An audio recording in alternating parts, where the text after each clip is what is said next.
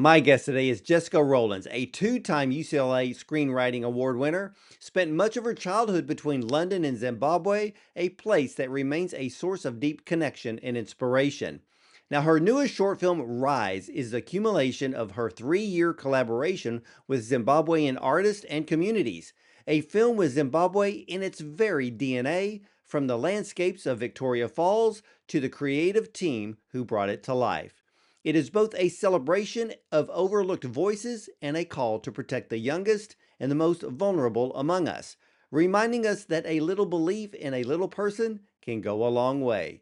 Now, with its celebration of found family, its requirement that no child be left unseen, and its message that belief and community can transform lives, Rise is more than a film.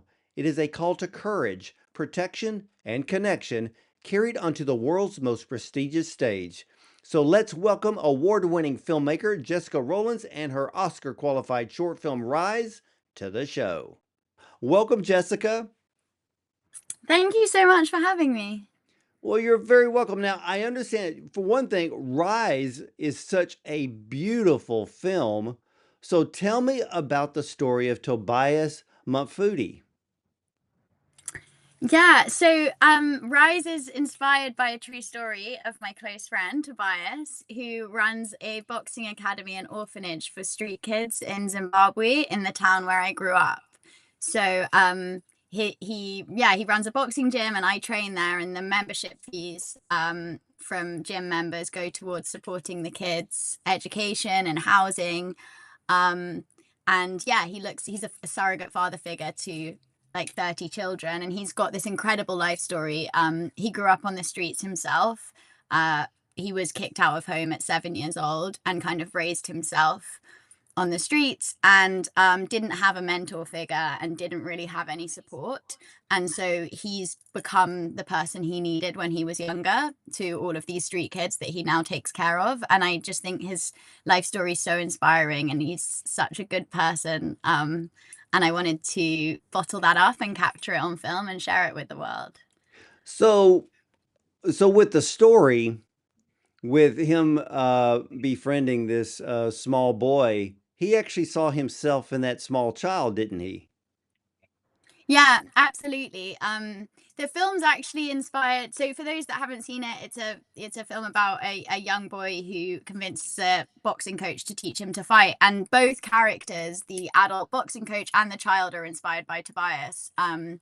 Tobias, having grown up on the streets himself, a lot of Rise's characteristics are from Tobias's own childhood. And actually, the coat that he wears in the film, so the child wears this long coat in the film that creates this amazing silhouette, and that is inspired by Tobias's life. I found a picture of him when he was a child, wearing his dad's army coat. His dad was in the army, and I just found this like the only photo of Tobias as a kid. And he said when he was kicked out of home, he took this coat with him because at night it would get really cold, and he'd sleep up a tree, and he'd wrap himself up in the coat, and he'd keep food in the pockets. And it was just such an amazing visual.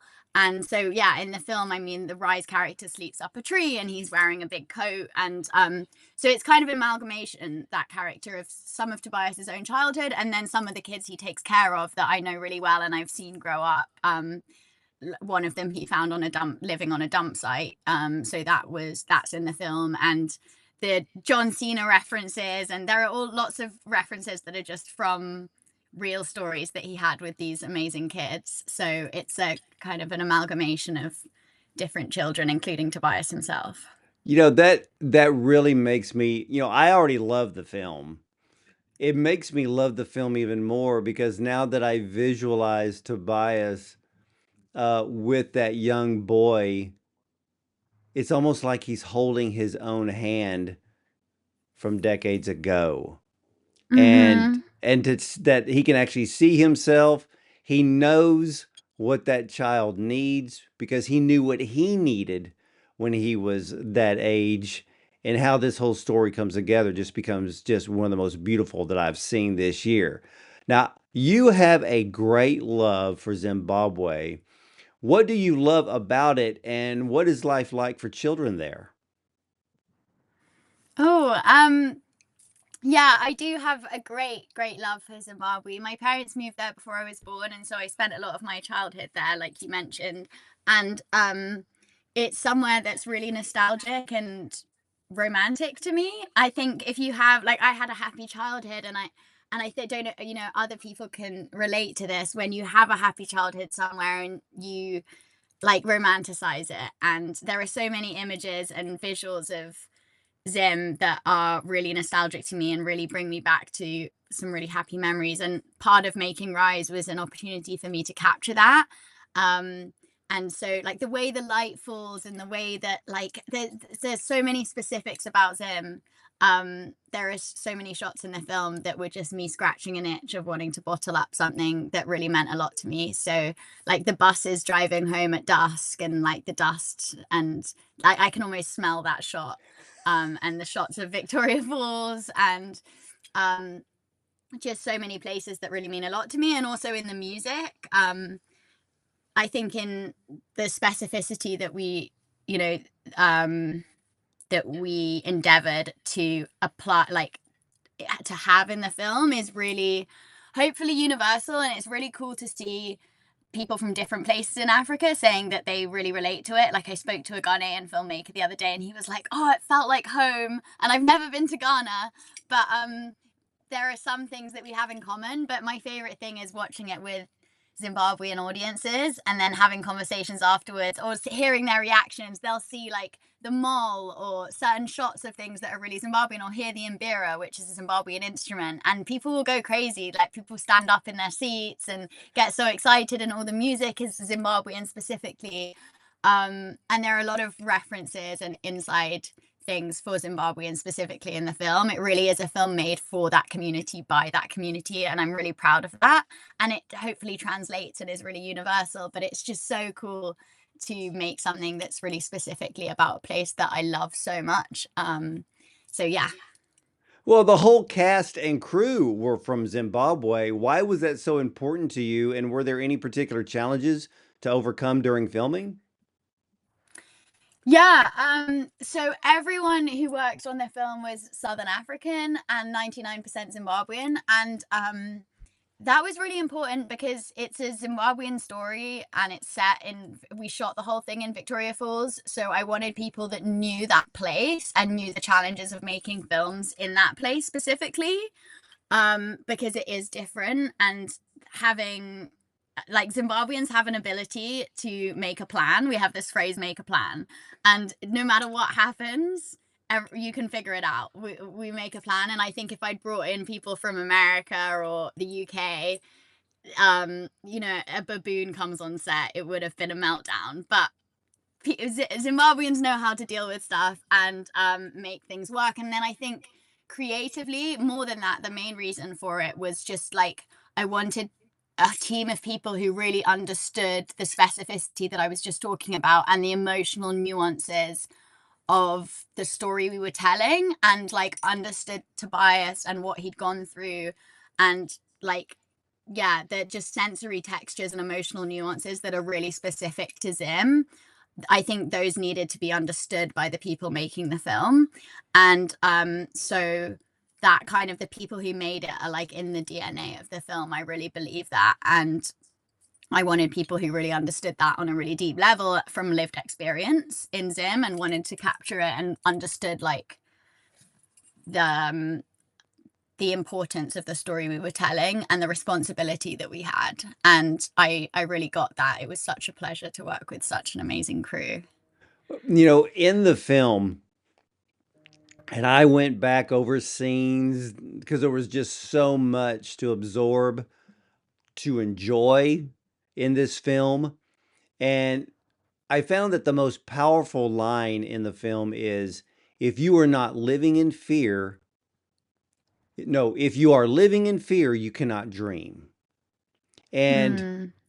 when I heard uh, the actor who's playing Tobias say that to the little boy, I played it over and over again because it is so powerful. It's so true. And to think not with just children, but also adults who do live in some sort of fear. They don't know what it's like to dream. They don't know what it's like to think about what would it be like if I wasn't in this position or living here. But it really was the central storyline in the film, wasn't it? Yeah, absolutely. Yeah, that's also my favorite line in the film, so I'm really happy you picked up on that. I wanted to write that's a really personal thematic in the film. It definitely applies to Tobias's life and what he teaches these kids. But then also in my own life, it's a really personal theme that I wanted to write about. Just I think the bravery of children to dream. I wanted to write about the bravery and strength that it takes to dream, that people don't really talk about. You have to take on fear, and you have to challenge like deeply limiting beliefs that we all carry, and usually those limiting beliefs grow as we get older. But I think that's one of the special things about children, that they have this bravery and resilience and ability to dream really big and think that anything's possible. And this small African child who sleeps on a dump site thinks he can be John Cena. And he believes that. And that's taken from reality. Like Tobias met a boy who said he wanted to be John Cena, and Tobias took him in and said, okay. Because he was living on the streets, and he'd been watching the TV through the window of some house in the township. There was one TV at this one house, and he used to sneak up there at night and watch TV through the window. And I guess they used to watch WWE wrestling. And so this boy was obsessed with John Cena, and he's just this like street kid in Zimbabwe. And for all the reasons we know as adults, he can't be John Cena, but he didn't know that. And I love the innocence and bravery and audacity of children to dream big. And I am always searching for that in my own life, and just wanting to find that and reconnect with that audacity, like that audacious confidence to say I can be anything. Yeah, it was so good. And then right after that line, Coach Tobias said, "When you feel safe, the dreams will come." And it's amazing that so many overlook the power of peace, but we have to knock out the fear to get there. And there was that scene when the young boy had his first boxing match, and you you created that scene with such brilliance, because just the dialogue between Coach Tobias and the young boy before he stepped into the ring, because he knew he was already showing the fear, but he had the opportunity to go in there, and he said, "You're not fighting him, you're fighting the fear," and basically knocked the fear out. And it was such one. I mean, that scene can teach not just children; it can teach adults so much to inspire them, encourage them, motivate them, and even change their life. Oh, thank you so much. Yeah, I think, when I was writing this film, one of the challenges was I was thinking about how to end it, and it's obviously not a film about a child learning to beat up another child. Like that was never the point. And so and that's not the point of Tobias's life either. He uses boxing as a tool to teach these kids how to become good people. And boxing is the only thing he knows, because he's not educated, he didn't go to school. So he says himself that when these kids started approaching him, they would find him training in the morning, because he'd learned boxing. He'd been watching boys box since he was little, and then he started boxing, and he had this connection with the sport, and he liked the discipline that it taught him, and he used to work out in the mornings. And then these kids just started following him like the Pied Piper, and then the whole boxing thing happened. But he just says he uses it as a tool because it's the only thing he knows. But it's just a lens through which to teach these kids, yeah, how to be good people, good men, good women. And so, yeah, in the film, I really wanted it to be very clear that it wasn't about this grown-up man teaching this child how to beat up his bully, or because it's not about that. It's really about fear, like you said. And about learning to take on internal struggles and deal with limiting beliefs and deal with like with fear, and learning to grapple with that at a young age, I do believe would open up Rise's life and really make anything possible. I think that that's true for all of us if we can learn um, how to take on our deepest fears and stare them in the face and go out anyway and get into the arena and make something or do some work or create something that's really terrifying. I think that's where real growth happens. And so that's what Tobias is teaching. But if we can get in that arena, the boxing ring is a metaphor for life. It's for the people making things. It's for the people putting themselves out there and trying to do something or create something, or dream. It's for the dreamers. And so Rise, when he sets foot in that ring, is a dreamer. And there's something really profound in that for me. There is something very, very profound, because he even was teaching the young boy that even though, with the other young youth that were beating him up, they weren't his problem. And to look beyond that. And because what I love about boxing and seeing young people kind of get into that sport, it teaches, like you said, it teaches discipline. It it brings courage over time, and it allows the young person to start believing in themselves, believing in their abilities. And then, like you said, Mhm. with the ending scene, the ring was life. And it was the very thing that many people today, millions of people around the world, have to face. Go in there and don't let fear win. And if you can, knock it out. Yeah, absolutely. No, there's a scene that I really, really loved, and I played it over a couple of times because I wanted to watch it. But it was the scene where they were jumping on the bed when the young boy had jumped on it, and then I guess he split it open, and then all the feathers came out. When I looked at that scene, I was just like, this is a perfect metaphor for it's time to fly and to rise. Oh yeah. Yeah, that scene is a really important one for in the film because it's when Tobias, the coach Tobias, actually accesses, like, learns something from Rise and shows growth. Because obviously the coach character really has a huge impact on Rise and mentors him and changes him, and we see the growth in Rise. But that's a bilateral relationship, and Rise changes Coach Tobias too. And Coach Tobias is a guy who has been through so much hardship that he struggles to access joy and fun and play. And I wanted to have this scene in the center of the film that's like, for me, that scene is the beating heart of the film.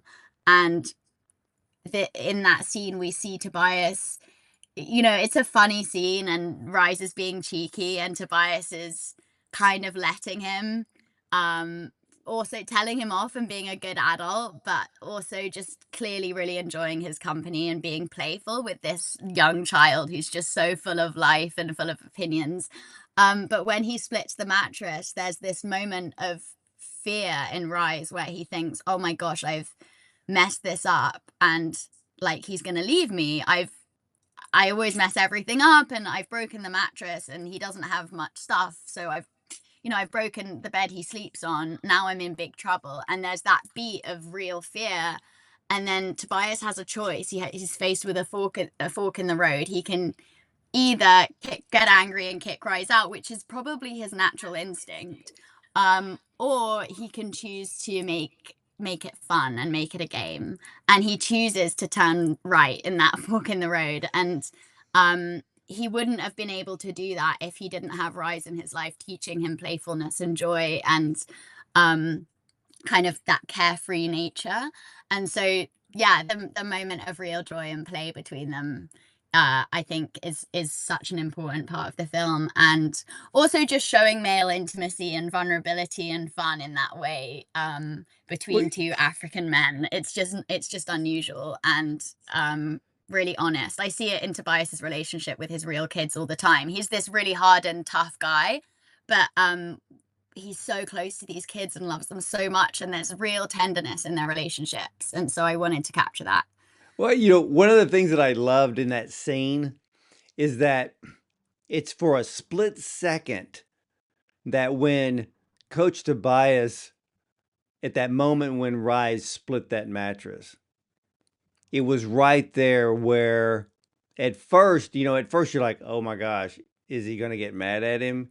But then it's almost like he realizes, in a way, don't take life so serious because this isn't important enough to be angry about. And then that's when, Exactly.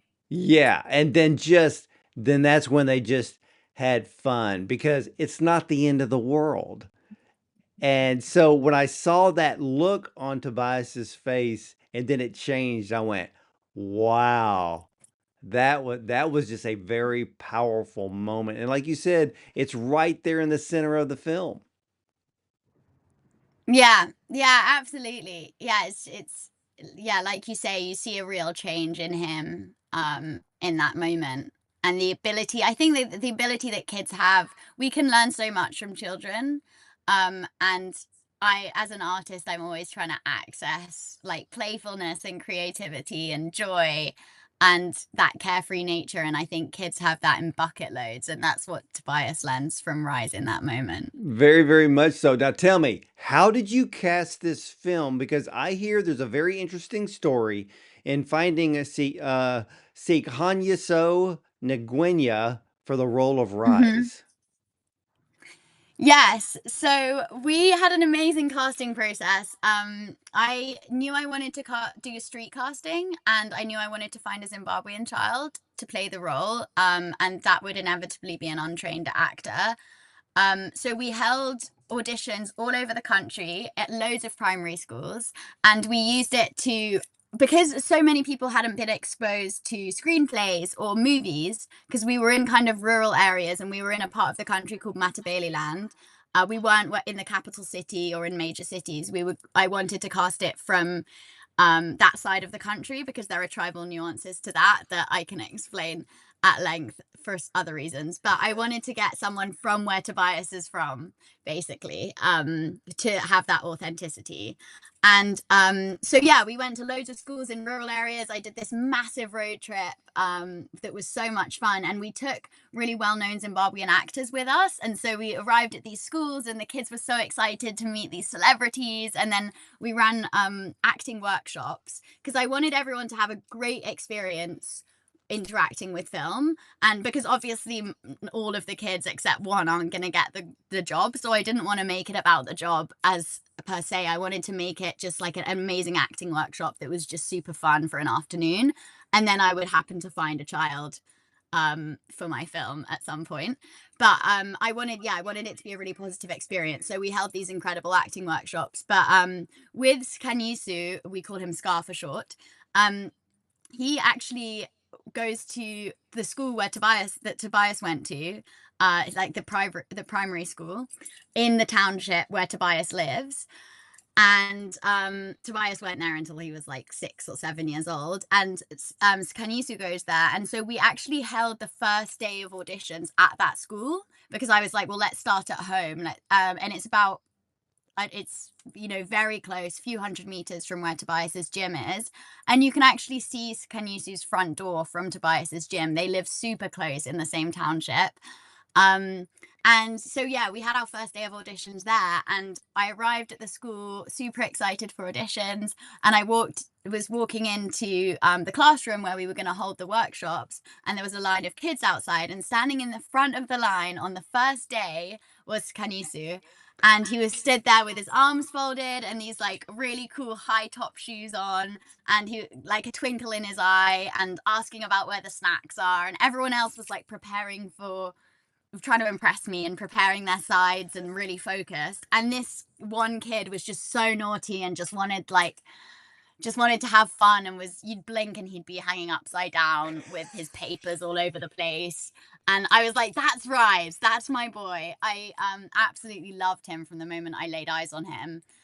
So much of casting is really intuitive, I think, and not about, like, I didn't even need to see him speak, to be honest. But as I mean, I saw him and I said to the producer, "That's Rise," and the producer said, "Let's see him act. We don't even know if he can speak English.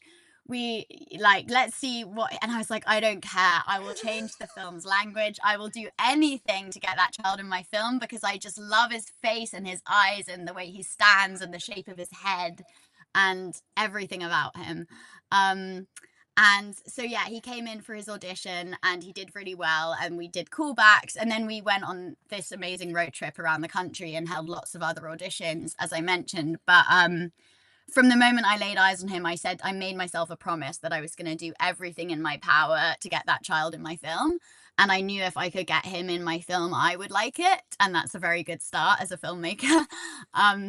So I just committed to trying to get him in the film. I just love his face and love looking at him perform and love his attitude and everything about him. And so I went on this kind of 6-week process of teaching him to act. I shortlisted 3 children for the role because children are unpredictable and they'd never acted before, and I couldn't put all my eggs in one basket. I needed 3 rises. And we ended up with 2 fully trained for the role. And I made the decision the night before filming. Because you never know if someone gets sick or they decide they don't want to perform or their parents, or, there are lots of reasons why it wouldn't have worked out. But the kids were amazing. And yeah, so I trained them for 6 weeks. I taught them how to act, taught them the script verbatim, and then taught them how to act. And they'd come over to my house every day after school, and I had every afternoon with them for 6 weeks. So I was really lucky with the prep time. And I built that rapport and relationship, and I'm Auntie Jessie, and they know me, and we went and do activities together. And I really wanted them to be really comfortable with me and with the story, and to really understand the character that they were playing. And we went to all the locations, and then as crews started flying in, I told them about how, what it's like to make a film, and that 40 people were going to show up, and it's not just a camera on them, there's going to be loads of people around, and you have to do things again. And so all of that, everything was new. But yeah, it was such a pleasure and such an exciting casting process. And Kanyusi was incredible during the shoot. He was very, very naughty, naturally, in the prep time and in rehearsals and stuff. And it really did feel like at some times like holding a tiger by the tail. It was very like wrangling a wild animal. Honestly, I would blink and he would be like up a tree. He was so funny. But during the shoot, he just turned on. It was incredible. Like, as soon as all the adults showed up and the camera started rolling, he just understood on a deep level that this was very important and he needed to do a good job. And he cared so much about doing a good job. So much of his like playful, extroverted behavior, I think, was a mask for him being nervous. And when the rubber hit the road, he like really stepped up and was incredibly professional and resilient. And I didn't know an 8-year-old could be so like impressive under such pressure. He was just honestly such a pleasure to work with. And I couldn't have asked for more. He could like take notes so well, talk about character in between takes. He didn't get freaked out by all of the eyes on him. He could be really vulnerable on camera. He built such a good relationship with Tongai between the two of them, him and the coach character. So yeah, he was just really impressive, and he loves acting now, and he actually just got represented by a manager in LA. So hopefully he'll have an amazing big career. Wow, what an incredible story to find someone like that. I just love it because he was fantastic on camera. Just loved him in this film. So how did you cast Tonga Teresa? So Tongai Teresa is an amazing Zimbabwean actor. He's probably one of the most well-known male Zimbabwean actors working today. He's been working in Hollywood for 15 years. And this was his first film in Zimbabwe for 15 years. He hasn't been home to work. And so it was a huge honor that he agreed to do it. I actually came to LA to meet him. I tracked him down first, very early on in the project. I just had a script and I was like, looking for the right person to play Tobias, and Tobias being such a close friend, it was really challenging and nerve-wracking to find the right person. Again, I wanted someone Zimbabwean who understood the nuances of the place and Tobias's culture. Um, and Tongai was like perfect for it, and he's such an incredible actor. And so I actually came to LA and met him, and he read the script and immediately said, I love this story, I would love to do it. And so together we traveled together to Victoria Falls in Zimbabwe. He came to stay at my house and he met Tobias, and we had this like pre-production kind of trip where we just all got to know each other. And I wanted a sign off from Tobias and for him to feel comfortable with the person playing him. And so we spent a week, like Tongai would go and train at his gym, and we just all got to know each other and formed the foundation of what eventually became the film. Wow. Now, yeah, because I thought, because with the casting in this film, I just thought it was perfect. And so, Thanks. yeah, because the not just with Tonga Yi, but also the young boy. I mean, everything just fit like a perfect puzzle in this film. But you have to tell me about the sound mixing because I noticed it immediately in the opening scene. Yeah, I spent nearly a year of my life on the sound of this film, so I'm really happy you asked about it. I cared so much about the sound and the score and making it really specifically Zimbabwean. And so from a sound design point of view, I actually had our sound designer. We obviously did like a lot of on-set recording and stuff, but we actually spent a week just going around Zimbabwe recording sounds of things that are in the film and just getting like kind of just recording trees and birds and bushes and the sound of a cart being pushed down the road. And I just wanted all of that specificity. So we were really lucky to be able to have that time to do that. And the way the wind in the trees and getting the right bird, like when the birds take off in that shot, I didn't want any birds flying, I wanted those birds flying because those are marabou storks, which are really specifically Zimbabwean. And I know like when I might like, for example, my mum would notice if I had a different bird flying and the way it flaps its wings, and she would have said to me when she watched the film, that's not a marabou stork. So I was like, I need to do my mum proud, I need to make this Zimbabwean. And so yeah, from a sound design point of view, I was very high maintenance, let's put it like that, in terms of what I wanted. And then for the score, I we were really lucky enough to work with some amazing Zimbabwean artists, and so we got some really fun licensed music for some like the boxing scene and things. We got some like contemporary pop songs which were really fun. But then for the score, we also got some great vocalists to record original music. And for example, the closing song of the film is called Simuka, which is rise in Shona. Simuka means rise. And this amazing artist called Hope Masike, she's one of the most famous artists in Zimbabwe. She recorded a song called Simuka for us, and she'd watched the film and understood the themes, and she's singing about this child no longer being alone and finally being safe, but she's singing it in Shona, which is the language of Harare, which is where they end up in the film. And so that's really special to have that kind of storytelling in the music. And then similarly in the scene when rises up the tree at night, that's a good friend of mine, Tinashe. He is a lead singer of a band called Flying Bantu, and they're amazing, and he has an incredible voice, and he's from Matabeleland, so our part of Zimbabwe, me and Tobias is part of Zim, and he's singing in a different language. He's singing in Indabele, which is the language that Tobias speaks.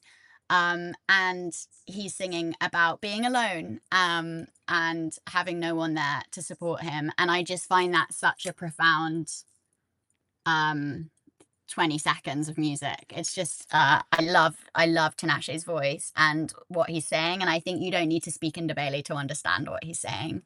So yeah, we've got an amazing score. It was such a pleasure to work with our composer Max and to put together uh it's another form of storytelling. You know, cinema's an audio visual medium, and the audio isn't to be underestimated. That's right. It's not to be underestimated. Now, so when you showed this film to a Zimbabwean audience, what was the reaction?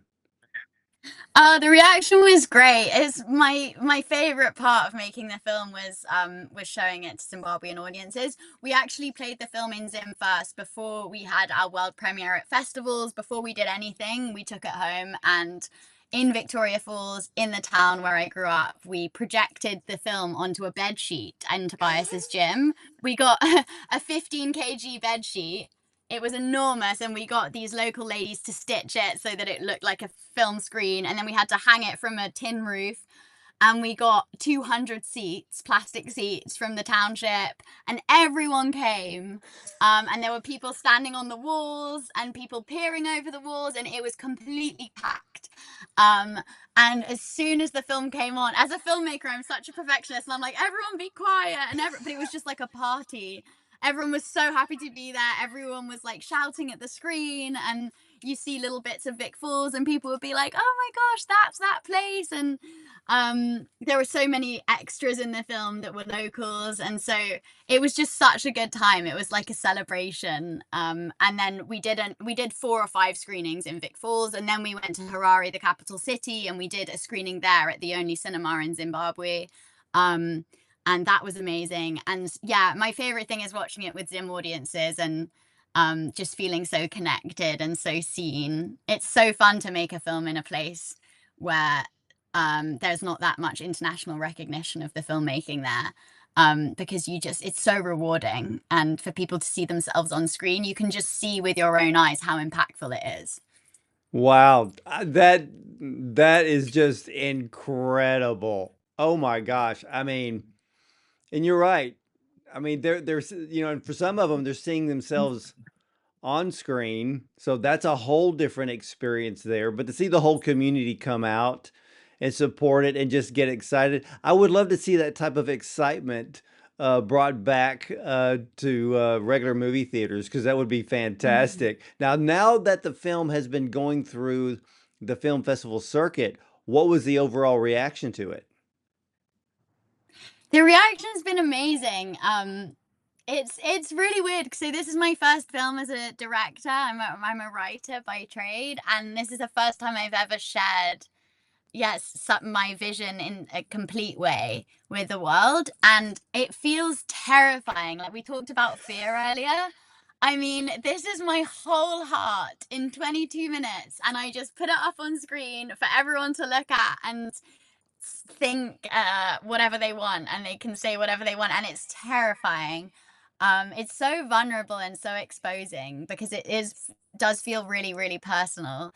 But I've been just so pleasantly surprised by the reaction. We've played the film all over the world in so many different places, and it's incredible to be in Indianapolis and people to be like, "Oh my God, I'm that kid. I really get this." And they've never been to Africa and they've never been to Zimbabwe, but they feel seen and they feel understood and they feel like the message connects. I mean, that's just the coolest thing in the world. We're playing in Ghana this weekend, and Sun Valley in California, in Idaho, and like just 2 completely different places, but audiences just seem to. It's just cool when you make. I mean, when you make a piece of art, you have no control over how people will react. But the film is about I have my personal views of what I think the film's about, but when people come up to you and say, "Oh, it's about this," and I felt this so much, and I connected to that, I just learn so much from audiences when they watch it, and I'm like, "Oh yeah, it's also about that." It's just so cool to see people's different responses, and I'm really shocked. It's yeah, I'm really shocked. It's really cool making art that people have a reaction to and people connect to is just such a fulfilling thing to do, and it's been so fun. Well, what does it feel like to be Oscar qualified? um what does it feel like to be Oscar qualified? Feels quite scary. uh it feels a little bit scary. It feels really surreal. And I feel like if I'm being honest, I feel a responsibility. I feel like I'm carrying a weight of because there's a lot of hope in Zim for this. And it's in Zimbabwe, we don't have this doesn't happen to Zimbabwean films. So it's feels like it's amazing, and we have so much support and so much belief in us, and I'm really excited. I also really want to do Zimbabwe proud and the people that made the film proud, and so I'm really hopeful that we keep the journey going, and whether it's the Oscars or we just continue on the festival circuit, the point is to get it in front of audiences, get eyes on it, get people to connect, get people to see Zimbabwe, hear Zimbabwe, and feel it, and then also feel the universal themes that you referred to about fear and the messages of the film that are in a broader way. The goal is just to get eyes on it, and the Oscars is a great way for people to pay attention to our film, which is so cool. More people will watch it because of it, so we're really honored for that. But at the end of the day, it's just about the art and creating connection between us and making us all realize that we're not that different and we all have loads in common, and we're all just little kids with a big dream trying to make it in the world. Well, you have created one of the most talked about short films of the year, and you did a beautiful job. I can't wait to see what you do next, because I think directing is now in your future, and you've pulled off a film in a location that most people would have never given a second thought to, but you've created a story that will resonate to millions, if not billions of people, with just a simple story, but with profound effect. So kudos to you for that, Jessica. And ladies and gentlemen, Rise was written and directed by Jessica Rowlands and filmed entirely in Zimbabwe with an all-African cast and crew. Rise is inspired by the extraordinary true story of Tobias Mufudi, a boxing coach who transformed his own difficult childhood into a lifelong mission to see and uplift children often overlooked. Now, through his academy and orphanage in Victoria Falls, he has built a community where no child is unseen, creating a found family bound together by belief, support, and joy in the face of adversity. His close involvement in the filmmaking process brings authenticity and emotional truth to every frame. At the heart of this story is a breakout child actor.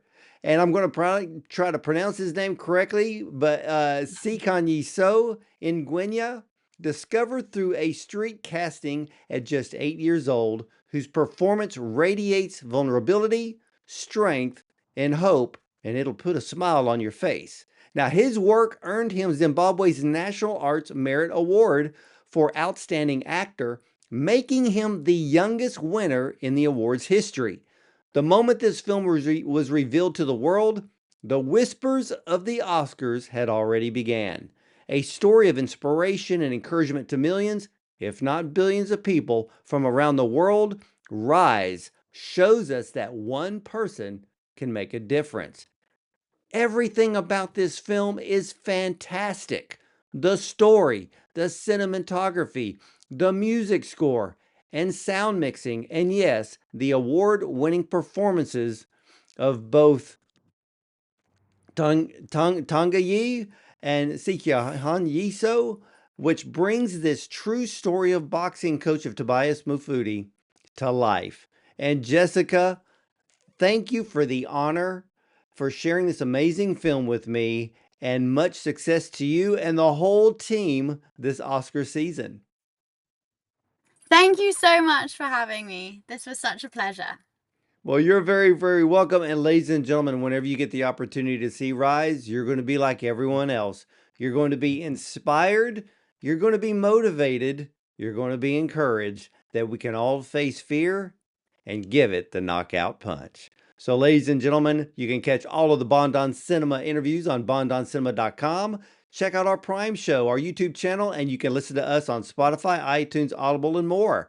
And remember, you'll either see me at the movies or from the red carpet.